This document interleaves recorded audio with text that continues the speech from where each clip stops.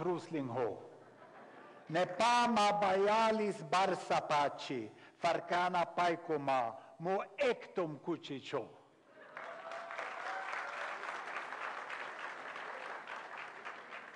Well, these days, Prime Minister Modi have increased the bar for foreign speakers in Nepal. So I had to try to do a little exercise. I'm really privileged. Me and my wife are very happy to be here again. We learned a lot when we visited Nepal 42 years ago. And the introduction was something which only my mother would have believed, I think. But I'm trying to honor this title. What investments are needing for a better future for children? And as you say, I will not limit myself to the health sector. I will view broadly in the society. And first, when you talk about Nepal, you get one problem. Because Nepal, when people talk about Nepal, within Nepal and outside, they say it's a small country. I don't agree. I don't agree. Look here. Number 37 of the countries of the world in population is Canada. 44 is Saudi Arabia. 46 is Nepal. 51 is Australia. And Switzerland and Sweden is down on 100. Nepal is one of the bigger countries in the world. It's just that your neighbors are giants. Don't go to Canada and Australia and tell them that they are small countries. You will have problem if you do that. And likewise, I think outside and inside Nepal, we have to realize that it's one of the countries that in population size belongs to the upper quarter of the countries of the world. It's a big country with neighbored by giants. Now, let's continue and look at the people of the world, because my presentation will be Nepal in global perspective. There's almost no one in the room that knows less about Nepal than I. So I have to be humble.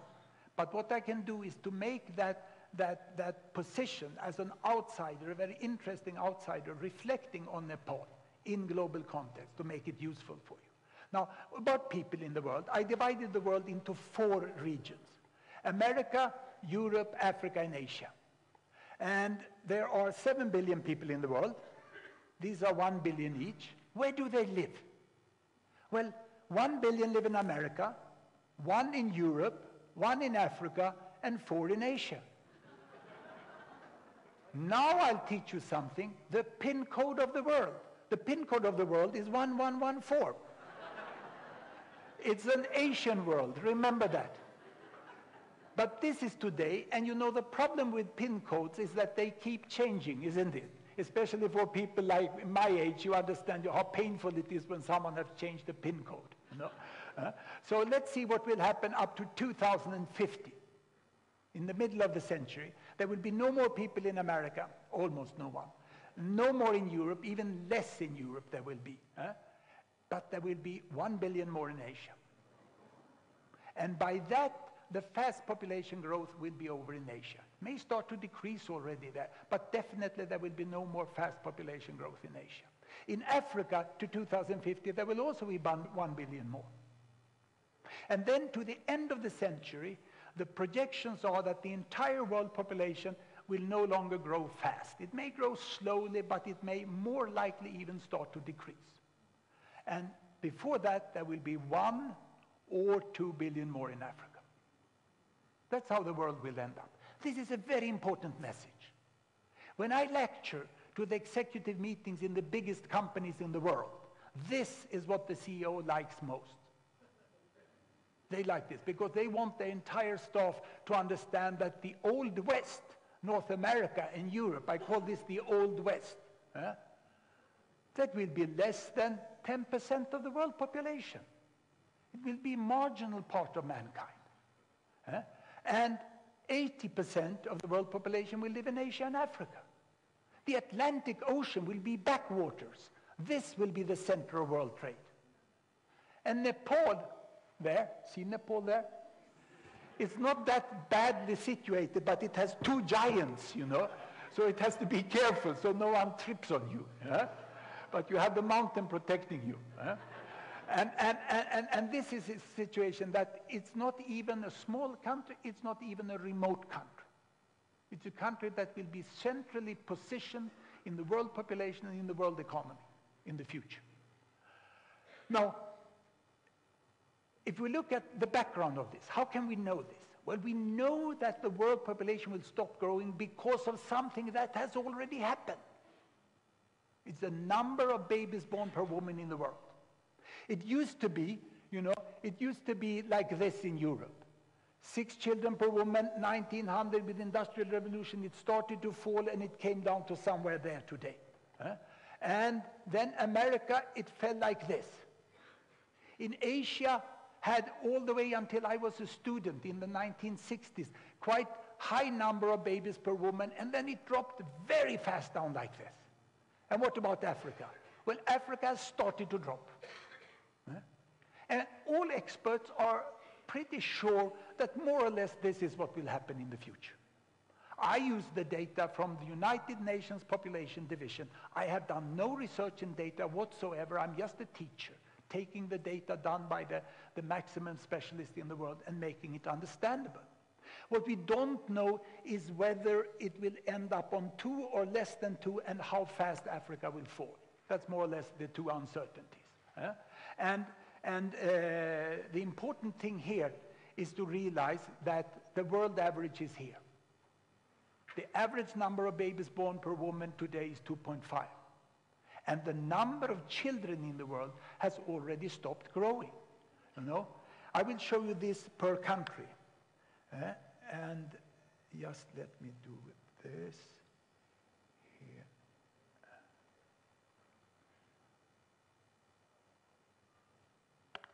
Sorry.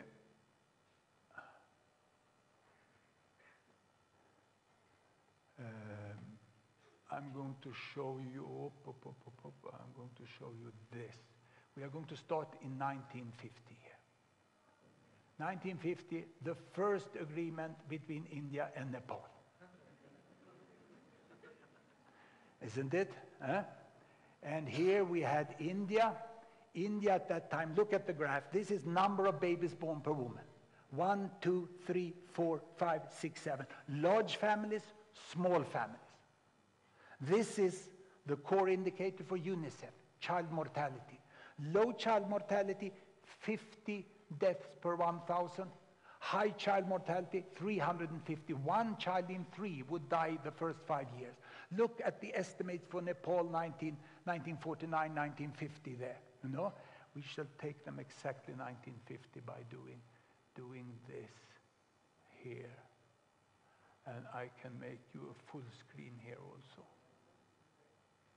Because now we are up to see what has happened since. Because it seems as a new agreement now has been signed between Nepal and India. So one can ask, how came that the Prime Minister of India was so keen and kind to come here and sign that agreement? He didn't call Nepal to come to India, he came himself.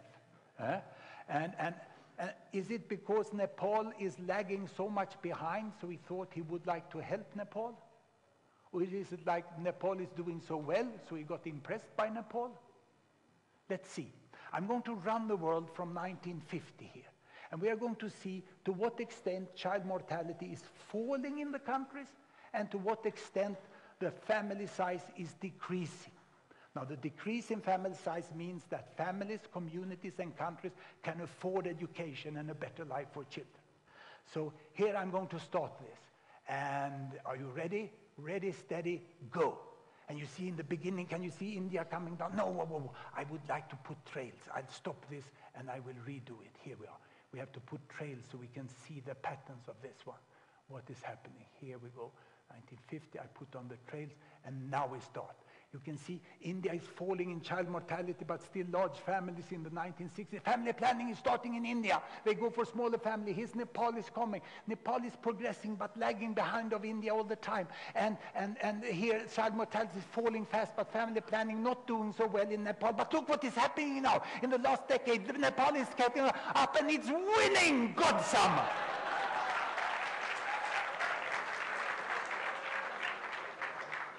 Now we know the kindness of the visit.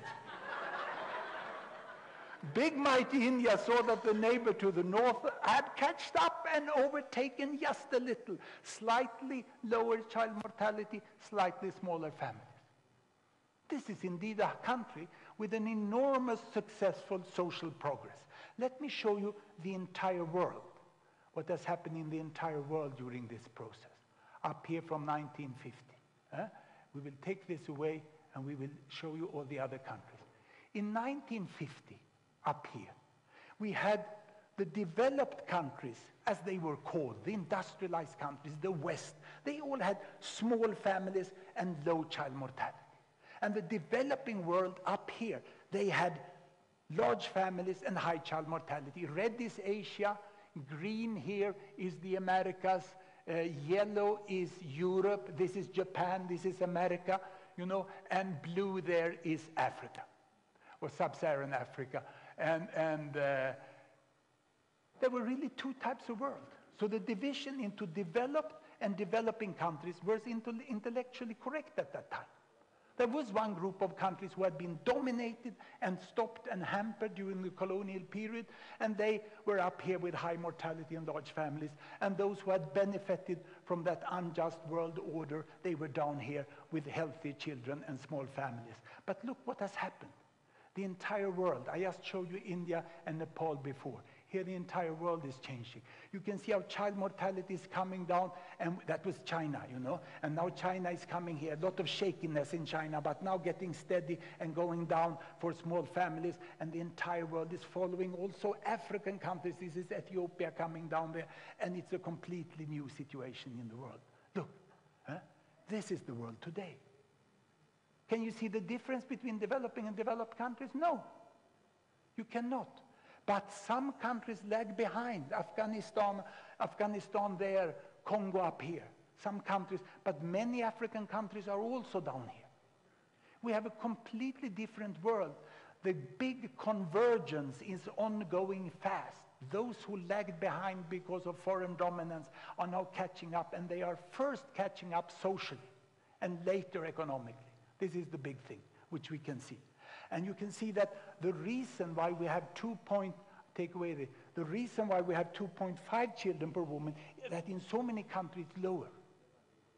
And everyone then starts to think about, well, it's the one-child policy in China.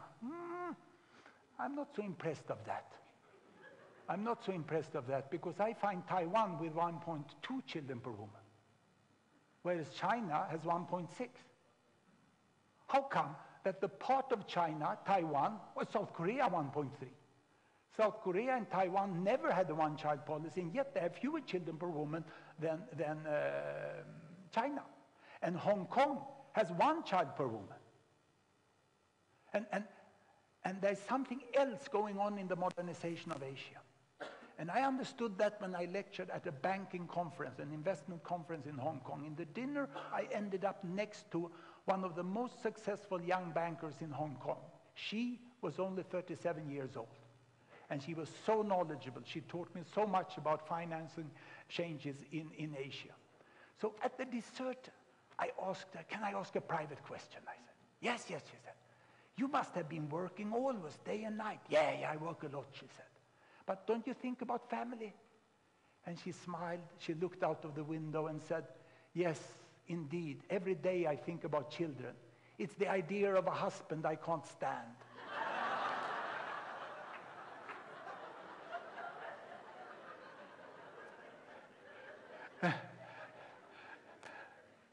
Gender equity doesn't come automatically with social progress. Gender equity doesn't come automatically with economic progress. It seems to be an independent fight and transition in the society, which in some countries can precede economic growth, in others is delayed and after it. A lot of this low fertility here is due to bad gender equity in countries with social and economic progress. We had a visit in Sweden last fall, in October. The Vice Prime Minister of Singapore came to Sweden for 1 week with 14 experts in economics, sociology, demography. And she had only one question. She asked, how do you make children? And we were quite flattered in Sweden, you know. We are regarded as boring people, you know. But they came to us and asked how you make kids, you know. That was sort of, yeah. And we went through it. She said, we have the same economy as you. We have even better health status than you. We have less substance abuse than you. You know, we really have female integration in the workforce, you know. We have, every family can hire an aide who come and work from Philippines or Nepal or whatever in their household. And yet we don't get children. You get 2 per woman and we have 1 per woman.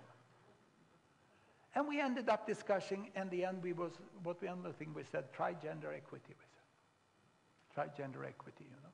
Because it's not like this, that socioeconomic development decrease the number of children per woman and decrease. When it continues, it starts increasing again. We have a dip in fertility rate now in the upper middle income countries. China typically, these Asian success stories. And I will show you the upper income quintile in Nepal. 1/5 of the Nepalese population have 1.5 children per woman today, lower than West Europe.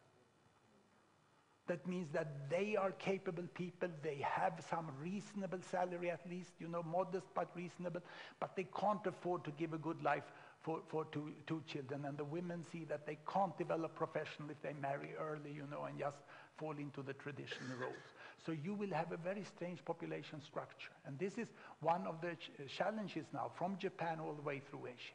So at the same time, we have been talking about high fertility rate and not access to contraceptives. You suddenly get into the opposite and even have it at the same time in the same country. Now, how is Nepal's trip here? Let's have a little tighter look at Nepal's trip, and I will go back and show you this by going back to 1950 here in this graph.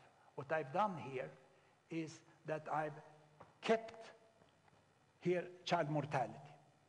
High child deaths, low child deaths. Then I took money here to honor the Planning Commission, because the Planning Commission has to think both of the children and of the money, you know. And the Planning Commission, better than anyone else, see the important relationship between children and money. If the children are not healthy and well trained, they won't make the money.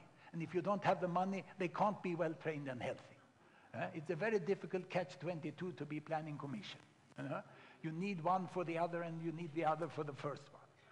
So that's where Nepal was. Indeed, independent and a very honored country, you know, a very proud country, rightly so, you know, but lagged behind in the benefit of the Industrial Revolution. So not so much money, but also high child mortality. And then you can see in 1950, it seems like as countries got richer, they had lower child mortality. United States, there are some European countries down there in 1950s. You know? Now, what happened with Nepal is this. I started again. You can see as years pass by, the Asian giants here, China, they fall down to low child mortality at very modest economic levels. India is following relatively successful. Indonesia is there. Look at Nepal coming there. This is Bangladesh and Nepal. Bangladesh is quite successful. This is Vietnam going there. Bangladesh is an exceptional country, and Nepal even more. Look, today in the world, this is Nepal. Nepal has a child mortality just below 50, around 50. I have extrapolated the last DHS data, demographic survey, up to this year, or up to 2012. There is no country in the world with the same health level of children that has as little money as Nepal. You are world champion in child health at this economic level. World champions. We used to say.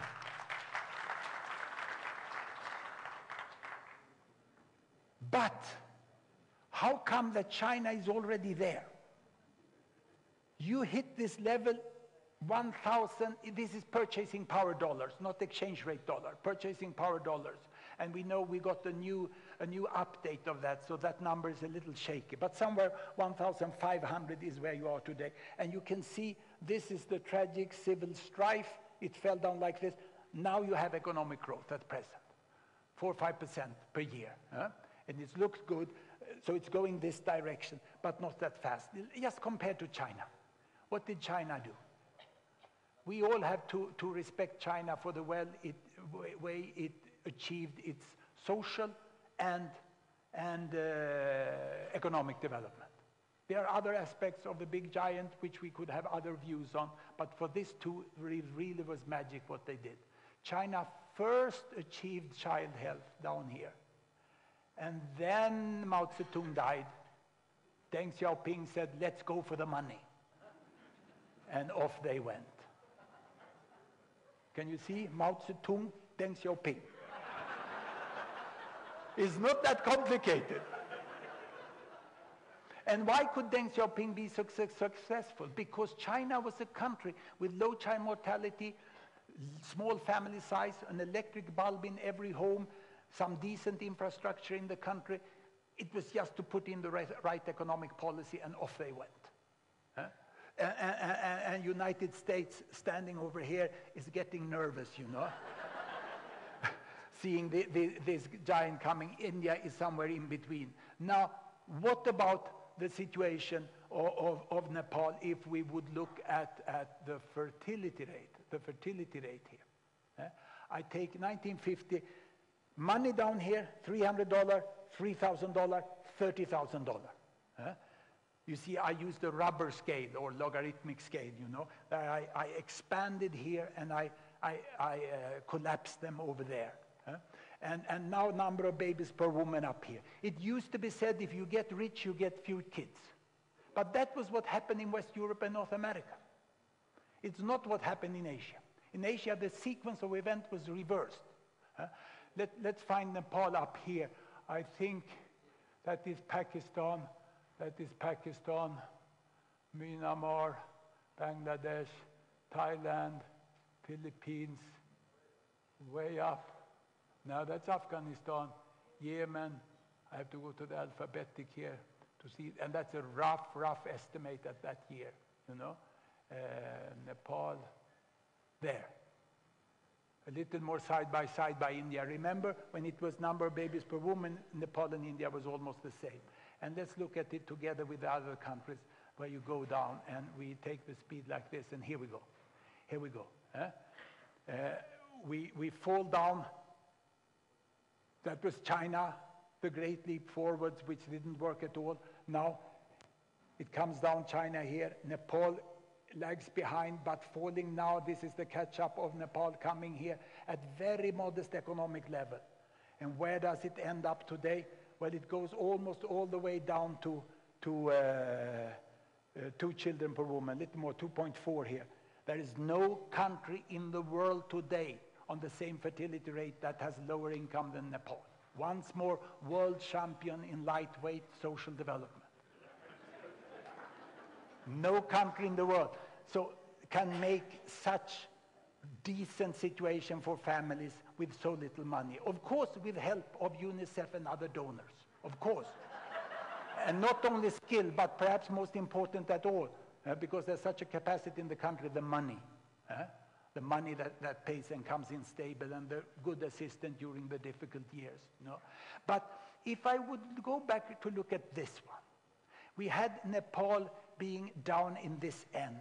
And I would like to bring you back here, and this is the 2-child families of the world.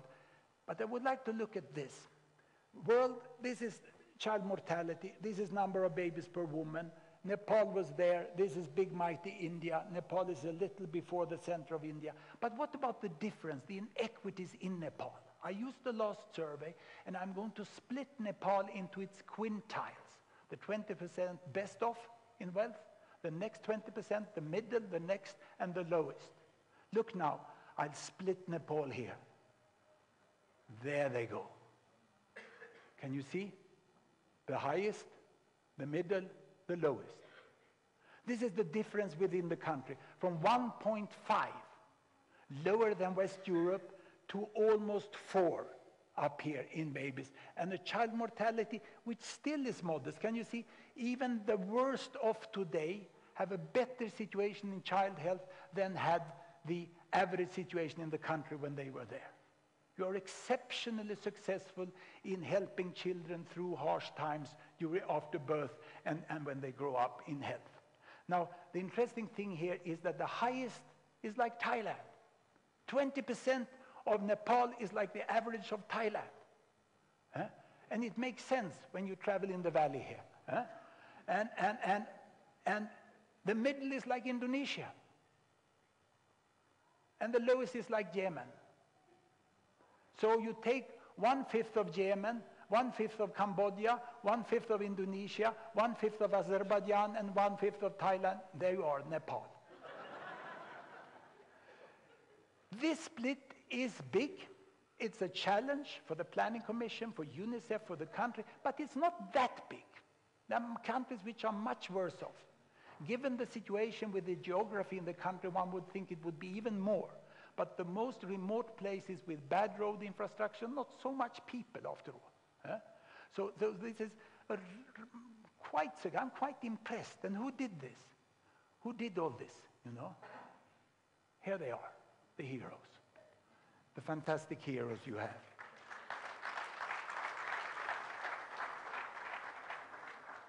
UNICEF arranged a field visit for me and my wife to Kavre district, to Chatrebas VDC. And this is afterwards. And what was so interesting during that visit, I've done 100 visits like this throughout the world. And I noted, you know, the quality of the female volunteers was very high. First, they were very smart people. It was not, I'm sort of rude to say that. I come from the Academy of Science of Sweden, so we hand out Nobel Prizes, so we sort of judge people. Sorry for that. But having now 2 hours of discussion, these women had an enormous analytic capacity, knowledge, those short training they really picked it up. They could reason like an academic seminar. This is a unique position that you have women of this high intellectual capacity and quality and that motivation working in their communities without salary. That won't happen in the next generation. They will come to the Planning Commission and knock the door and say, "Where's my money?" Because their daughters won't continue to be volunteers. They are proud to see their countries improving. In their generation, they do this. But in the future, and that's good. It's excellent what is being done. Because it's the above and the below that works together. And then they are not alone, because here is the health staff of this health center where they refer the women to. And here is the paralegal group, which now take care of gender violence.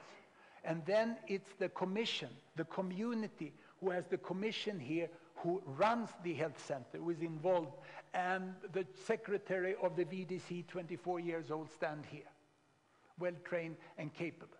And what I noted was so interesting, during long conversation, it didn't happen once that the man interrupted the woman. And yes, perhaps it was, and then it was me who did it, but none of the others. And that's very important in the community. You could see that you have come quite a way in women's situation in that, and you were aware of that. And then, of course, the UNICEF staff who followed here. And we were very happy to see this. You have a high quality. And these volunteers, you have 1 per 500 inhabitants. This is an amazing coverage. And your good result is the complete coverage. You covered the country. This is the enormous result. And that's why you became world champion. You didn't leave out the areas, you know. I can understand that this is close to Kathmandu. This is a better area. There are others which are harsher and more difficult. But it all makes sense. Because my idea is that you can never understand the world without numbers. You need numbers, but you can never understand it with only numbers. You must also meet the people. You must understand that motivation, why they work so well, why they are so knowledgeable. You can't catch that in number, really. So this is the success story we saw. Now, what about the whole world? What about the whole world? Nepal is actually today some sort of average of the world. It's not the worst of part of the world, not the best of it. It's an average of the world today, what we see in Nepal. With you being like Indonesia, Nepal, that's the middle of the world. Then you have Yemen on one side, you know, and you have Thailand on the other side, which you are here. The number of children in the whole world has stopped growing. See? The fertility. We will not have more children. The only thing that will increase in the world in the future is the number of adults. This is what will happen. We will have more and more adults in the world. We have reached what I call peak child. And if we look at this in Nepal, I have a little, very, very simple way of showing this for Nepal. Look here.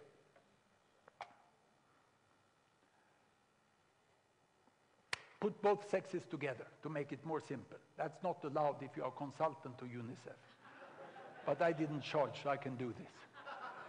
It's just to show the age distribution. No gender here, just age distribution. This is 1950. Below 15 was the big group, 15 to 30, very few old people. Look, my group up here was very, very small in Nepal at that time. And then, as time passed by, the number of children increased and increased and increased. It was such a challenge for families and country to take care of them, and then they stopped increasing. Can you see how very suddenly? Here and 2006, number of children start to decrease actually. And this is the future of the population. The population will continue to grow. Now you are 28, 29 million. Planning Commission has to plan for about 37 billion by mid-century. And then you will have bypassed also Canada. So there's no doubt you will be a big country. But you will not be out of control of population. It's adults that you will fill up. And you can see that what there will be more of is the adults, and then will come the old people up here. This will be the future of Nepal. Now, what about money? What about money? I will run through this. I will jump over this. This is a population composition of the world. I want to talk about money now. And I want to show you the income distribution of the world. Not GDP per capita now. People criticize GDP per capita because there are differences within countries. So I take all people of the world and I show their incomes. And here we go. And I take the year when my wife and I had the privilege to come visit Nepal. We also studied social medicine in Bangalore at that time, you know. And then the world looked like this. $1 a day, $10 a day, $100 a day. The yellow one, Europe, America, Africa blue, Asia here. There were two humps. There was a developed world and a developing world. The big hump was Asia, coming down here, and then the smaller hump here was mainly Europe and America. It was a camel world, I call it. A camel world with two humps. But look what has happened. The population has grown, of course. Size of this is population. Population has grown, but income has increased in a very special fashion. Can you see Asia is growing there, but now the camel disappears. And it dies, and we have a dromedary world. Dromedaries only have one hump. And this hump is almost 10, somewhere here, between 5 to 10, we have this hump. We still have, unfortunately, 1 billion in deep poverty. Now, with the new purchasing power indicator, overnight in May, the number of people in extreme poverty fell from 1.2 billion to 0.8 billion. So 400 million overnight went out of extreme poverty. That tells you how uncertain the poverty measures are. The most precise we measure for progress of countries is child mortality. There are technical reasons for this. It's not priority reason. We measure child mortality quite well. This is the world we have. Look at the better off people here. A lot of them are in Asia. And if I show you just Vietnam, I'm not showing Vietnam, I'm showing Indonesia together with Nepal. It looks like this. This is the income distribution of Nepal. It's very unjust, isn't it, you know? You have the Yemen people over here. You have the Cambodia people. You have the Indonesia people. You have this like this socially. But when it comes to Indonesia, the middle of Nepal does not correspond to the middle of Indonesia. Because remember, you are socially advanced, but you are behind in economy. Almost no one in the world can you find a country where the people are so far ahead of their economy as here in Nepal today. It's starting to change, you know. but you will continue. You have the enormous gap between social development and economic development. It was brought home very clearly in Chetrabas when we talked to the principal of the school. He had complete enrollment, and he said, what about presence of the children in the school? Well, they are missing out. Sometimes in weeks and months, children are missing out. Is it a motivational problem? Is the teacher missing? Is it a motivational problem, or what is it? No, the teachers are here. They have modest salary, but they are here. The parents want to have their kids here, but they're so poor and have so little land, so they have to migrate down to the valley and work in the brick factory for some weeks or some months to actually get food enough. It's just poverty that keeps kids out of school now. That is what measures. And it makes sense when I look at it.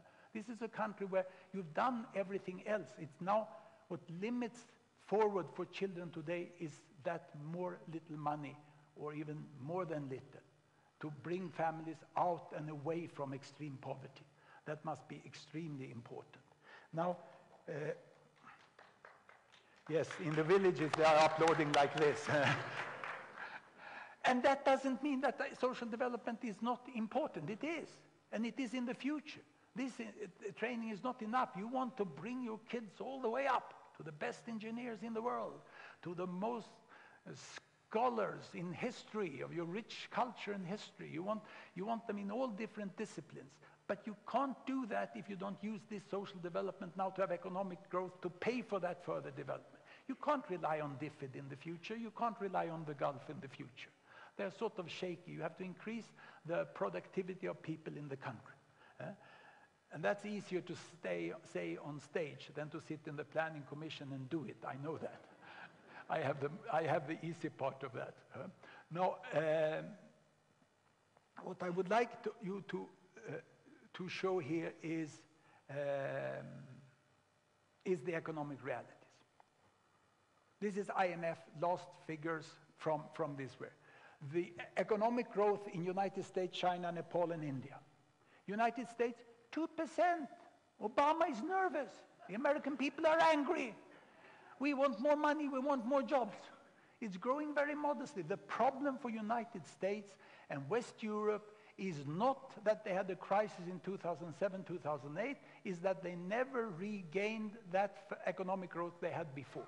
The crises are not the problem. It's the speed of growth in between the crises that is important. China 6.5, Nepal 5, India 7. Now, problem is that economists, they count GDP total, not GDP per capita. And America has almost no population growth. But China has 0.5 population growth, and Nepal has 1% about, India has 1% about. So this means that the economic growth per capita will be 2%, here it will be minus 0.5, so it will be 6. Here it goes down to 4, and here it goes down to 6. Because what counts actually is the amount of money per person that you can do. Now this is the GDP per capita.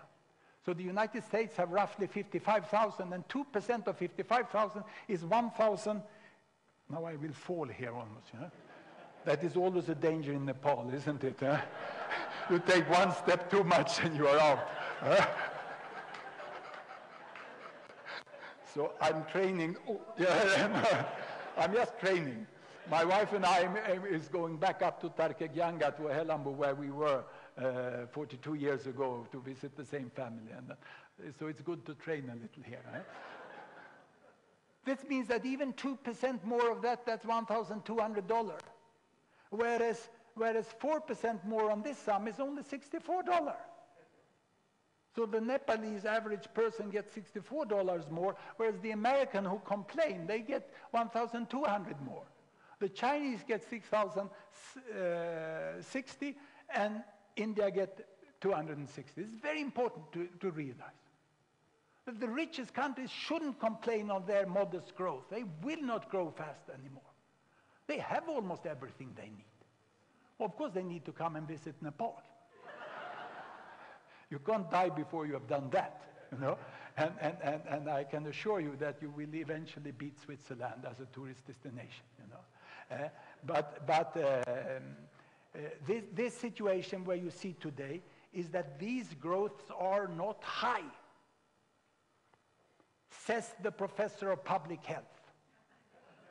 Says the professor of public health, I have learned to appreciate the money. Because money is not the aim of development. It's not the goal, not at all. Those who think that money is the aim of development, they have a personality disorder and should consult their psychiatrist. But all you who work in the social sector, money is the best tool we have to improve life conditions for people. It's the intermediate indicator. And everyone who has negotiated salaries for people in development agency knows that. I've done that, you know. They know that money is important. Because those jobs comes with decent salaries. You know. So we need the money, but we don't have that as the aim. But GDP per capita explains in this world 80% of the child mortality by money level. So it is important, but then it's also important how you use it. And obviously Nepal today is using the modest amount of money well, socially. And to do even better, need more money. That's my conclusion. Now, let's look at the race, the big race here. I will show you just the money here. And here we are, here, look.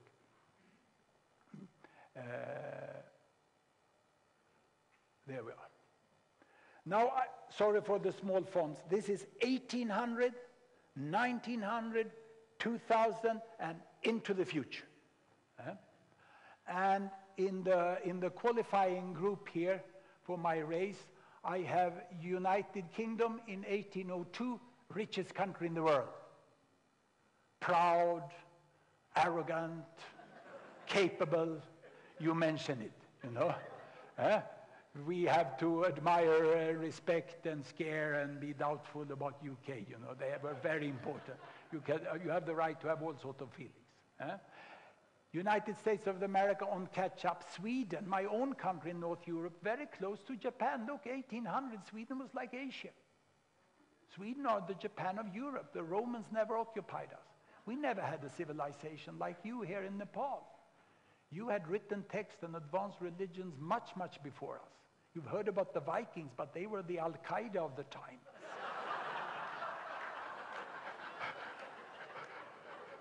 It's just that we started to boast about the past when we had money.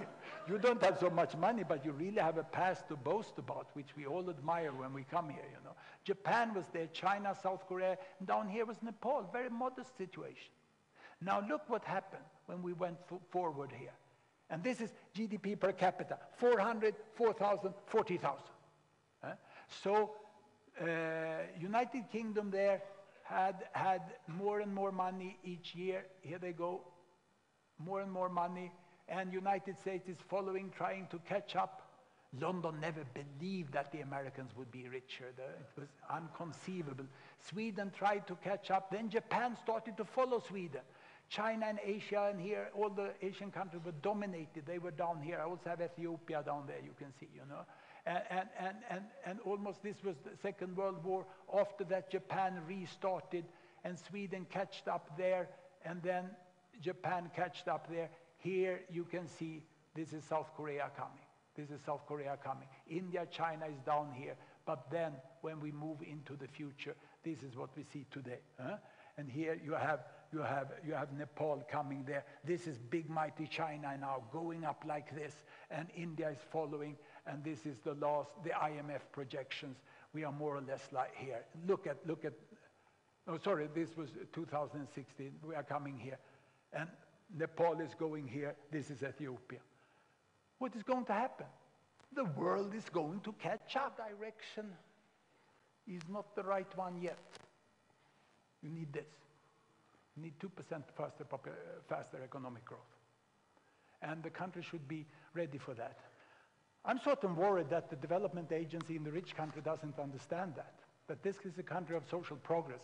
It needs huge infrastructure investments. It needs a road network. It needs cement factories. It needs trade, you know. And with that, then help, also an assistance to further advance the social situation. It's not enough what has been done, far from enough, but it needs that infrastructure. Sometimes I feel like my own country and other rich countries in West Europe, they don't appreciate the enormous material need that exists in a country like Nepal. People want bathrooms here. I used to advance washing machines, refrigerators, fans at home. People want a modern life. They don't need to have enormous cars, luxury like this, but they want a decent family life where women don't have to toil from morning to evening just to clean the clothes and put the food on the table. This is what we see happening in the front of our eyes, and the world is indeed changing. The world is indeed changing, and Nepal is part of this world. But you can't have numbers enough. Let me show you photos. Let me show you photos.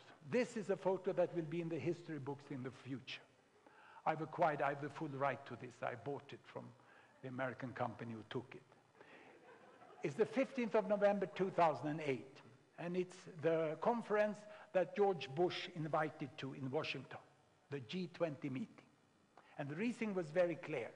George Bush, he had no money. It was absolutely empty. He needed money. So he went and he asked Merkel, if you need money, you go to Merkel, to Germany. And she said, no, Opel, I have problem, 2007, 2000, I have problem myself, I can't lend you any money. He went to Brown, no, hopeless, I have Northern Rock, he said, no way. So he gave up this. And then he realized, some advisor told him, you have to go for G20 now. G7 is not enough. G8 is not enough. The world now has to include governance of the emerging economies, the topic emerging economies. He invited everyone, and they came here. And you can see how the Americans are nice when they invite you. You see, he liked the world. He put up the world map here, and they overdid it. It's too many continents, isn't it? But it's true American hospitality when they are. Sweden can never beat that, When we come to America, we are invited. They are kind, Americans are kind people to people. But look at this diplomatic photo. The position of which you have on this photo has been negotiated during the night by the delegations. And you can see there are marks even on the floor where you should stand, This is a red mark for Yin Tao. He had a red mark there, Abdullah is obviously standing, King Abdullah is standing on his mark there, and this was diplomatic. The first thing you can see is that, like, Sarkozy is very angry. He's standing here saying, why am I standing on this side of the Muslim and the communist? I'm France, He can't understand this, And Gordon Brown and Merkel, they are quite satisfied. They don't want to lend any money to America, So they are satisfied. People are standing according to how much money they were able to lend to the Americans. And what I realize and why I like and honor George, truly, I honor George Bush here. This meeting was good. He did the right thing. The world had to come together in a new way. And what I also like, can you see that he's sort of leaning? And I like that he's leaning towards democracy here. Can you see here? This is Indonesia and Brazil here, And it's interesting to see here who saved the American economy in its biggest crisis in this century. Well, it was obviously a socialist, a communist, and two Muslims. It's the new world. The emerging economies are now so important. So they are half the world economy. It's no longer West and the rest. West has all the money. No, they have half of the money. The old West have half of the money. So this is what we do in Gapminder Foundation. We borrowed the name from London. We couldn't resist Mind the Gap.